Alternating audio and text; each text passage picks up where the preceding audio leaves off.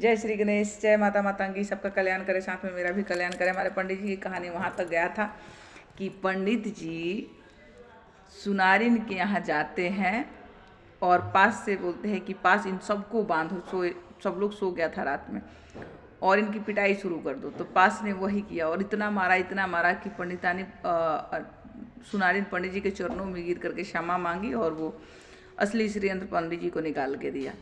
फिर पंडित जी उस श्रीयंत्र को लेके अपने घर को आते हैं और घर आकर पंडितानी को बोलते हैं कि अच्छे से एक हाथ जमीन लिपो, वहाँ श्रीयंत्र स्थापित करना है। पंडितानी ने ऐसा ही पहले तो मुंह बिचकाई क्योंकि उस तो पहले वाले श्रीयंत्र नकली निकला था ना, तो थोड़ा दिखाया कि देखो, फिर उठा के लेके चले आए ये बेकार की चीज़ें, फिर ये लेके चले आए हैं। पर उसने लिप दिया, ऐसे एक हाथ जमीन लिप दिया और वहाँ पंडित जी ने अष्टकमल दल बना के श्रीयंत्र को स्थापना करा। और उसके बाद में पंडित जी ने अपनी सारी मन्नतें बोली कि मेरे बच्चों के लिए अच्छे अच्छे पकवान, कपड़े, जेवर, गहना, गुड़िया और मेरी छोटी सी कुटिया को महल में बदल दिया जाए।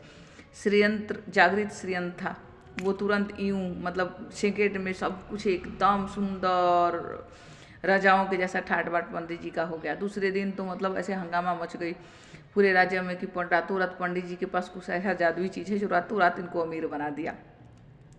अब ये बात उड़ती उड़ती राजा के कान में, वहाँ के राजा के कान में पहुँची।